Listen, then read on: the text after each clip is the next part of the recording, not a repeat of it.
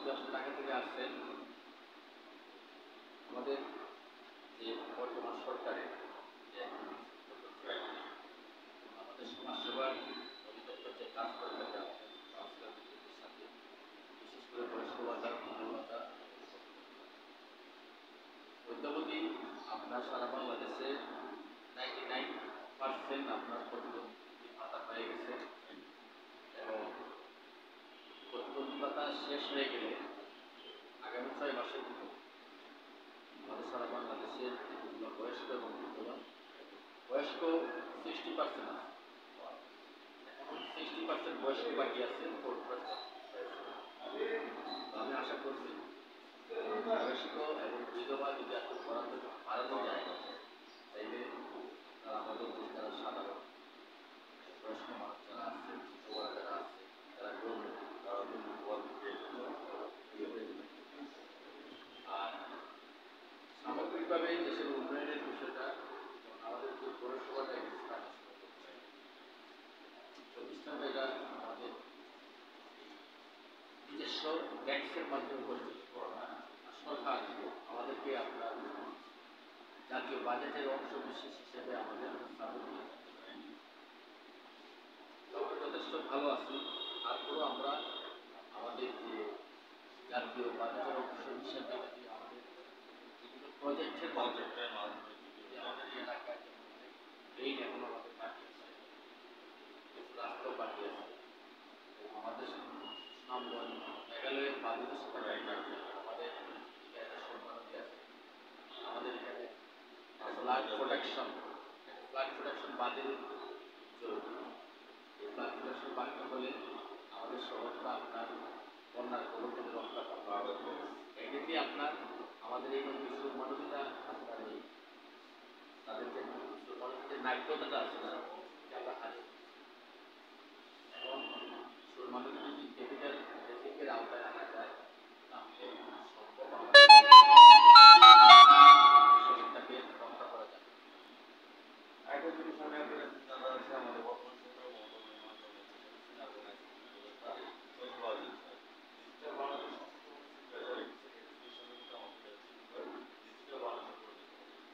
সরকার digital অবলম্বন করে smart Bangladesh সেক্ষেত্রে আমরা আসলে বর্তমান সরকারের প্রধানমন্ত্রী শেখ হাসিনা যে স্বপ্নটা আস্তে আস্তে আমরা সুফল পাচ্ছি। তবে আমরা আগে যে যাতায়াত ব্যবস্থা যেভাবে ছিল যেমন আমাদের বিশেষ করে আমাদের যে চট্টগ্রামে যেটা চ্যানেল পদ্মা সেতু, বিশেষ করে পদ্মা সেতুটা কিন্তু যমুনা সেতুটা কিন্তু আমাদের এই উত্তরবঙ্গের মানুষের যেখানে আপনার সারাদিন আমরা 8 ঘন্টা 10 ঘন্টা লাগে এখানে আড়াই থেকে 3 ঘন্টার ভিতরে উনি একা দেশকে নিয়ে স্বপ্ন দেখতেছে, ওনার সাথে যারা আছে ওনারাও দেখতেছেন। কিন্তু আমার মনে হয় আমরা যারা রাজনীতি বিশেষ করে তাদেরকে আরো আমরা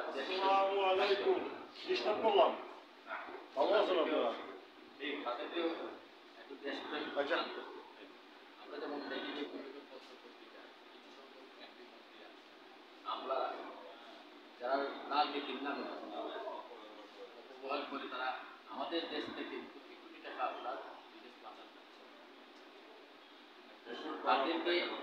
তাদেরকে দেশপ্রেমের দিকে ফিরিয়ে আনবে।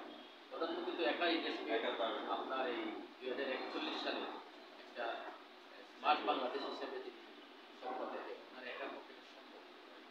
আর আমরা যারা স্থানীয় সরকারের জনপ্রতিনিধি আমাদের ক্ষমতাটা আমরা উপর থেকে যতটুকু বরাদ্দ পাই আমরা সঠিকভাবে বন্টনের জন্য আমরা চেষ্টা করি। আমি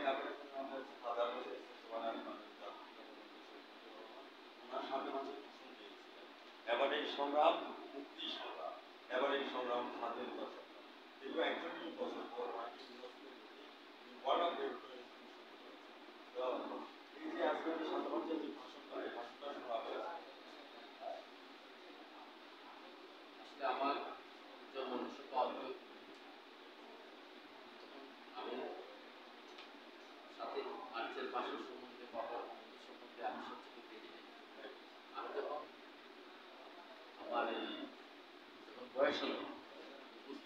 টিভিতে দেখি জাতির জনক বঙ্গবন্ধু শেখ মুজিবুর রহমান এই ৭ই মার্চের ভাষণের মাধ্যমে যে বাঙালি জাতিকে আর এই ৭ মিনিটের যে বক্তব্য দিয়েছে, মানে এটা শুনলে যেমন গা শিরশির করে যে উনি সারা বাংলাদেশের মানুষকে যেন ওনার বক্তৃতার মাধ্যমে মানে জাগরিত করছেন এবং একত্রিত কইরা একটা স্বাধীন রাষ্ট্র আমরা উপহার দিতে পারবো। এটা আসলে গুলার আমরা যে বা যে কোনো দল করি না কেন, কিন্তু বঙ্গবন্ধু কিন্তু সব দল এর ঊর্ধ্বে। আমি হয়তো বিরোধিতার কারণে কিন্তু অনেকে আমরা বিরোধিতা করি, বঙ্গবন্ধুকে কিছু কেউ বিরোধিতা করে। আজকে এটা প্রকার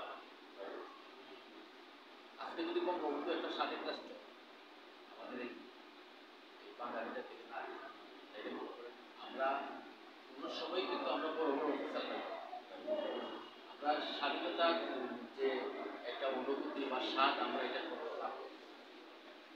আগে দেখা গেছে যখন আমরা পূর্ব পাকিস্তান পশ্চিম পাকিস্তান ছিলাম, আমাদের সব লোকরা কিন্তু ছোট পদে কিন্তু চাকরি করত। আর এখন আমাদের স্বাধীনতা হওয়ার কারণে আমাদের আপনার পুরুষ থেকে শুরু করে নারীরাও কিন্তু এখন আপনার ডিসি হচ্ছে, এসপি হচ্ছে, বড় বড় পদে আসে, নারীরা দেশ চালাচ্ছে, পরিচালনা করছে। এটাই কিন্তু আমাদের বঙ্গবন্ধু স্বপ্ন এবং এই স্বাধীনতার মূল উদ্দেশ্য। আমি সমাপ্ত করতে যাচ্ছি। কাকা, আপনার কাছে আমাদের আপনার এবং আমাদের যে ম্যানেজমেন্ট স্যার আছেন ওনার সম্পর্কে কিছু কথা বলতে কাকা, আমার বাবা সমতুল্য মানুষ প্যানেল বোর্ড এবং আপনার সম্পর্কে কিছু কথা বলতে আমার সম্পর্কে আমার সম্পর্কে উনি তো আমাদের পৌরসভায় 13 জন সদস্য বিশিষ্ট একটা ফ্যামিলি। মেয়র মহোদয়, বলিনল, দ্বিতীয় আমার প্যানেল তাকে যে কোনো জায়গায় যে কোনো টিচারে, আজকেও সালিশ আছে টিচারে পাই, গ্রাম এলাকায় যদি ফোন করি উনি চলে যায়। মেয়র সবও ভালো, যাই হোক উনি সামনে নাই, যাই হোক অসুবিধা নাই, মেয়র সব ভালো চলেন। আর উনিও আমাদের টিম সহ খুব সুষ্ঠুভাবে আমরা চলতেছি। বাজার আপনি কয়বার নির্বাচিত? আমি এই প্রথমবারের মতো সুনামগঞ্জ পৌরসভা ৯ নং ওয়ার্ডের কাউন্সিলর হিসাবে আমি না তো সেই সময় আপনাকে আমি ধন্যবাদ জ্ঞাপন করছি। আজকে যে আপনারা মনে করেন যে দেশের উন্নয়নের জন্য কাজ করে যাচ্ছেন, কাকা এই জিনিসটা আমি আপনার কাছে জানবো। কাইন্ডলি এই জিনিসটা বয়স্ক ভাতা, বিধবা ভাতা, পুষ্টি ভাতা, প্রতিবন্ধী ভাতা, বিভিন্ন ভাতা সরকার দিচ্ছে। তাতে প্রথমেই বর্তমান সরকারকে ধন্যবাদ জ্ঞাপন করছি। কিন্তু এখানের মধ্যে একটা প্রবলেম আছে, যেমন বয়স্ক যারা, অবশ্যই গার্জিয়ান, ফ্যামিলির গার্জিয়ান, মা হোক বাবা হোক, এই জগতে ছেলে মেয়েরা কিছু কুলঙ্গার ছেলে মেয়েরা কারণে আজকে মনে করেন যে কুলঙ্গার ছেলে মেয়েজন আছে, ওনারা মার কাছ থেকে বাবার কাছ থেকে নির্যাতন করে টাকা পয়সা ছিনিয়ে নেন করে। কিন্তু বর্তমানে দেখা যাচ্ছে ওই মা বাবাদের মোবাইল নাম্বার নাই, বিকাশ নাম্বার নাই, ছেলেদের বিকাশ নাম্বার, বুঝবেন কথা, ছেলেদের বিকাশ নাম্বার, মেয়েদের বিকাশ নাম্বার। ওনারা পট করে টাকা যায়, ছেলেরা মেয়েরা পট করে টাকা তুলে মা বাবাকে নির্যাতন করে, ভাত খাইতে দেয় না, থাকতে ঘরে থাকতে দেয় না। ওনার বয়স্ক ভাতা হঠাৎ পায় 3-4 মাস করে বা 5 মাস 6 মাস করে 3000 টাকা যাই পায়, এই টাকা দিয়া হে জুয়া খেলায়, ভূপ বিলাস করে মা বাবাকে শেষ করে। আমি বলছি আমার ব্যক্তিগত এক্সপিরিয়েন্সটাকে বলতেছি, যদি ওই টাকা উত্তোলনের সময় মা বাবার টিপের মাধ্যমে মা বাবার হাতে এই টাকাটা পৌঁছে, তাহলে একটু ওই কুলঙ্গার ছেলে মেয়েরা মা বাবাকে একটু শ্রদ্ধা করবে, সম্মান করবে, সরকারের এই সহযোগিতা মা বাবারা ভোগ করবে। এই আমার বক্তব্য। তাই মানুষ মানুষের জন্য, জীবনের জন্য একটু সহানুভূতি কি মানুষ পেতে পারে না? আমি সাক্ষাৎকারের শেষ পয়েন্টের মধ্যে চলে আসছি। বাজার মার্কেটের ধন্যবাদ। নুর ভাই, আমি সমাপ্ত ঘোষণা করার আগে আমি আপনার কাছে জানতে চাচ্ছি, what's your next dream and next গোল? আগামী দিনে আপনার স্বপ্ন কি আছে? ধন্যবাদ জানাই। আসসালামু আলাইকুম।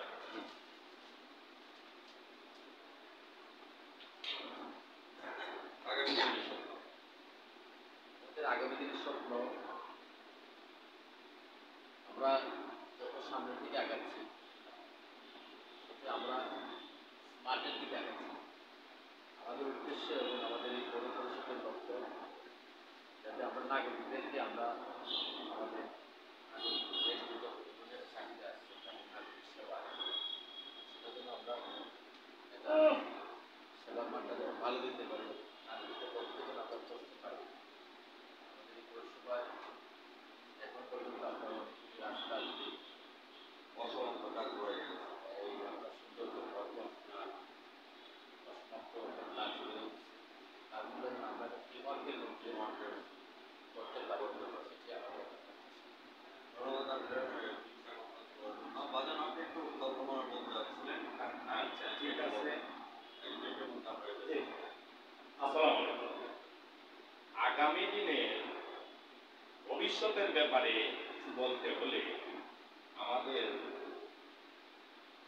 প্রধানমন্ত্রী মহোদয় যে স্মার্ট বাংলাদেশের প্রসেস করছেন, এতে ওনাকে প্রথমেই ধন্যবাদ জানাই। কিন্তু স্মার্ট শব্দটা এটা দুই প্রকারের। স্মার্ট চক্ষুষ, হ্যাঁ হ্যাঁ, চতুর্দিকে এক্সপিরিয়েন্স, এইটাই কি বলে স্মার্ট।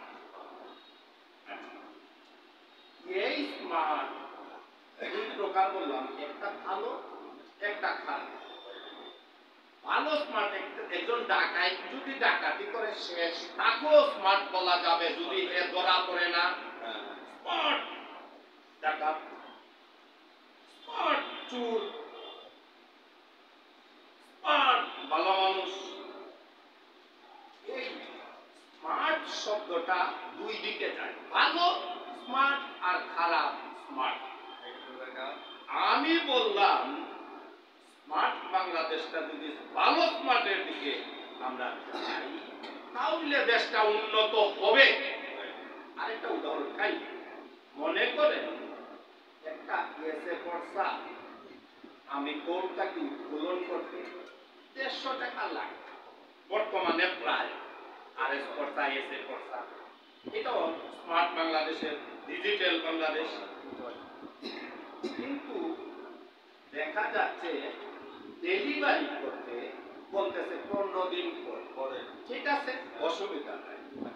কিন্তু আজকে যদি আপনি যান 500 টাকা একজনকে দেন, তাহলে আজকেই আপনি খরচা পাবেন, আজকেই পাবেন। আচ্ছা,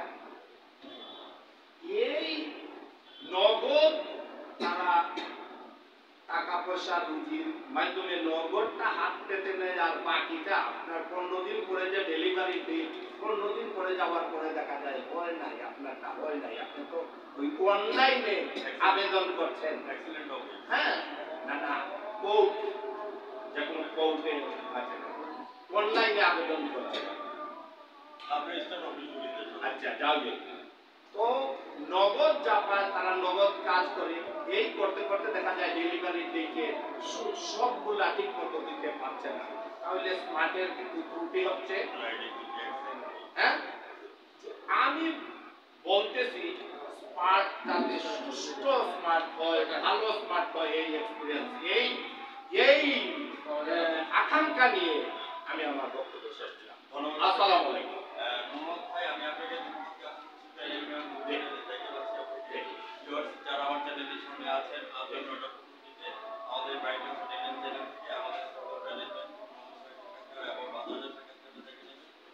জাতীয় পত্রিকায় দৈনিক আজকের আলোচনা